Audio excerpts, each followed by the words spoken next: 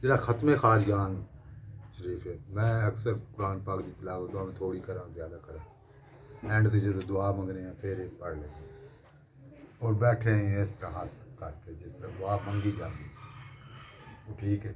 कोई हर्ज नहीं क्योंकि ਉਹਦੇ ਵਿੱਚ ਹੱਥ ਉਠਾਉਣੇ ਚ ਤਾਂ ਵਜ਼ੂ ਦਾ ਕੋਈ ਤਲਕ ਹੈ ਹੀ नहीं नहीं वो मतलब खत्म खाजगान सॉरी सिर्फ शिजरा शरीफ सॉरी मैं शिजरा शरीफ वो तो वैसी दुआ ही है ना शिजरा शरीफ तो वैसी दुआ है मतलब कई लोग वैसे ही उन्हें दुआ के तरीके नाल भी शिजरा शरीफ पढ़ लेंगे मैं आप मतलब पढ़ना लेकिन मेरे डेट ना वो शैतानी बस पता जी इस तरह आ जाता हाँ कि पता कि नहीं भी शायद सही है कि गलत शायद तो है ही दुआ शिजरा शरीफ ਨੂੰ अपना ਜਿਹੜਾ शिजरा शरीफ लिखा है ना ਇਹਨੂੰ ਐਸੀ ਤਰਤੀਬ ਨਾਲ ਸੈੱਟ ਕੀਤਾ ਗਿਆ ਹੈ ਕਿ ਜਿੰਦੇ ਵਿੱਚ ਕਿਸੇ ਮਸਲਕ ਦਾ ਬੰਦਾ ਉਂਗਲੀ ਕਰ ਹੀ ਨਹੀਂ ਸਕਦਾ ਮਾਸ਼ਾਅੱਲਾ ਇਸ ਤਰ੍ਹਾਂ ਦੇ ਮਸਲਨ ਅਗਰ ਉਹ ਕੋਈ ਸ਼ਖਸ ਇਹ ਕਹਿੰਦਾ ਨਾ ਕਿ ਜੀ ਤੁਸੀਂ ਗੈਰੁੱਲਾ ਕੋਲ ਮੰਗਿਆ ਇਹਦੇ ਵਿੱਚ ਕੋਈ ਜੁਮਲਾ ਐਸਾ ਨਹੀਂ ਜਿਹਦੇ ਚ ਗੈਰੁੱਲਾ ਕੋਲ ਮੰਗਿਆ ਸਾਰੇ ਅੱਲਾਹ ਕੋਲ ਮੰਗ ਰਹੇ ਹਰ ਜੁਮਲੇ ਤੁਸੀਂ ਅੱਲਾਹ ਕੋਲੋਂ ਹੀ ਮੰਗ ਰਹੇ ਜੀ हाँ अल्लाह ਨੂੰ ਵਾਸਤੇ ਜ਼ਰੂਰ ਪਾ ਰਹੇ ਜੀ ਇਸ ਦਾ ਵਾਸਤਾ ਹੈ ਇਸ ਦਾ ਵਾਸਤਾ ਹੈ ਔਰ ਵਾਸਤਿਆਂ ਦੀ ਵੀ ਕਿਸੇ ਨੇ ਇੱਕ ਬੰਦੇ ਨੇ ਗੱਲ ਕੀਤੀ ਸੀ ਕਿ ਵੀ ਇਹਦੇ 'ਚ ਨਾ ਹਜ਼ੂਰ ਪਾਕ ਸੱਲੱਲਾਹੁ ਅਲੈਹਿ ਵਸੱਲਮ ਦਾ ਨਾਮ ਮਿੱਠਾ ਲਿਖਿਆ ਹੋਇਆ ਹੈ ਤੇ ਦੀਗਰ ਦਾ ਨਾਮ ਪਹਿਲੇ ਲਿਖਾ ਹੈ ਤੇ ਵੀ ਹਜ਼ੂਰ ਪਾਕ ਸੱਲੱਲਾਹੁ ਅਲੈਹਿ ਵਸੱਲਮ ਦਾ ਨਾਮ ਵੀ ਪਹਿਲੇ ਆਣਾ ਚਾਹੀਦਾ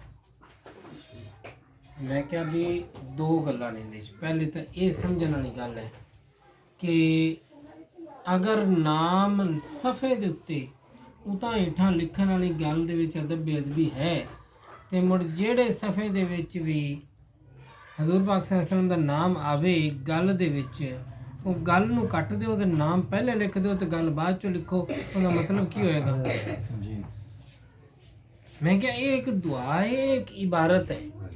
और तरतीब वार इबारत है अच्छा हुण ये जिहड़ी तरतीब वार इबादत है इस तरतीब वार इबादत दे अंदर जरा गौर करो कि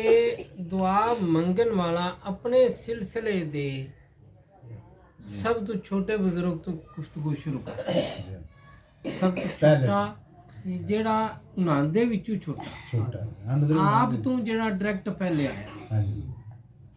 ठीक है उतों शुरू कर रहे हैं यानी कि अपने मुर्शद तो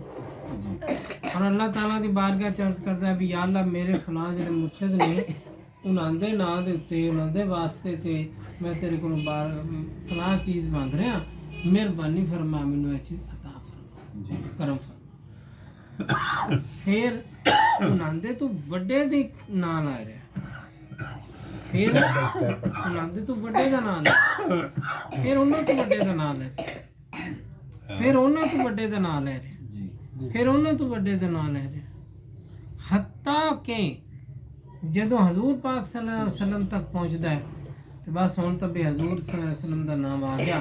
हुण इस तो अगा किसी का नाम नहीं हैगा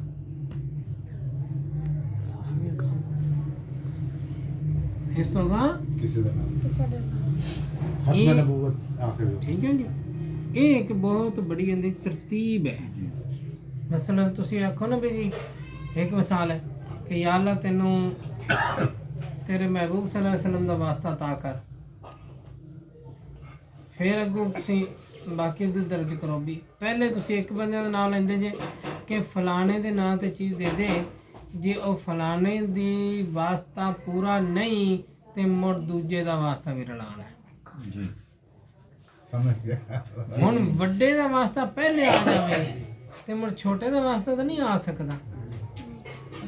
इस वास्ते इहदे च तरतीब सऊदी है कि पहले छोटे दा वास्ता है कि जे ये वास्ता काफ़ी नहीं तो इहदे मुर्शद दा वास्ता पा लेने वो भी पूरा नहीं तो मुड़ उन्हां दे मुर्शद दा भी पा लिया वो भी पूरा नहीं तो उन्हां दे मुर्शद दा पा लिया एक मतलब ये भी है सिर्फ ये मतलब ठीक है लेकिन उन्होंने जो लफ्ज़ नहीं असीं कढ़ दिंदे जेड़ा हकीकत इहदे मौजूद है उहदी गल करने कि भी ये छोटे दा भी वास्ता है उन्होंने तो बड़े दा भी है उन्होंने तो बड़े दा भी है उन्होंने तो बड़े दा भी वास्ता है और फिर सब तो बड़े हजूर सल्लल्लाहु अलैहि वसल्लम दा भी वास्ता है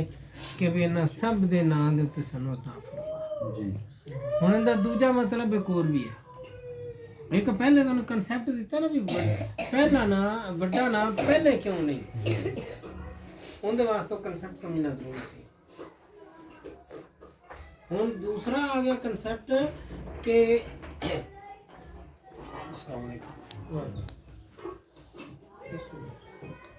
ਨਾਮ ਆ ਗਿਆ ਦੂਸਰਾ, ਇਹਦੇ ਵਿੱਚ ਕਨਸੈਪਟ ਆ ਗਿਆ ਕਿ ਛੋਟੇ ਦੇ ਨਾਂ ਦਾ ਹਿੱਸਾ ਵੀ ਦਿਓ, ਵੱਡੇ ਦੇ ਨਾਂ ਦਾ ਹਿੱਸਾ ਵੀ ਦਿਓ, ਉਸ ਤੋਂ ਵੱਡੇ ਦੇ ਨਾਂ ਦਾ ਹਿੱਸਾ ਵੀ ਦਿਓ, ਉਸ ਤੋਂ ਵੱਡੇ ਦੇ ਨਾਂ ਦਾ ਹਿੱਸਾ ਵੀ ਦਿਓ। ਇਹ ਕਨਸੈਪਟ ਪਿਛਲਾ ਸਮਝਣ ਵਾਸਤੇ ਆਇਆ ਵੀ ਵੱਡੇ ਦਾ ਨਾਮ ਪਹਿਲੇ ਕਿਉਂ ਨਹੀਂ। ਹੁਣ ਤਰਤੀਬ ਸਊਦੀ ਦੇ ਵਿੱਚ ਛੋਟੇ ਤੋਂ ਸ਼ੁਰੂ ਕੀਤਾ ਵੀ ਉਹਨਾਂ ਦੇ ਨਾਂ ਦੇ ਹਿੱਸਾ ਵੀ ਦਿਓ, ਉਹਨਾਂ ਦੇ ਵੱਡੇ ਦੇ ਨਾਂ ਦਾ ਹਿੱਸਾ ਵੀ ਦਿਓ, ਉਹਨਾਂ ਦੇ ਵੱਡੇ ਦੇ ਨਾਂ ਤੇ ਵੀ ਹਿੱਸਾ ਦਿਓ, ਨਾ ਤਾਂ ਕਿ ਫਿਰ ਹਜ਼ੂਰ ਸੱਲੱਲਾਹੁ ਅਲੈहि ਵਸੱਲਮ ਦੇ ਨਾਂ ਤੇ ਵੀ ਸਤਾ ਫਰਮਾਓ। ਸਭ ਦੇ ਨਾਂ ਦਾ ਇੱਕ ਹਿੱਸਾ ਅਤਾ ਹੋਇਆ। ਠੀਕ ਹੈ ਜੀ।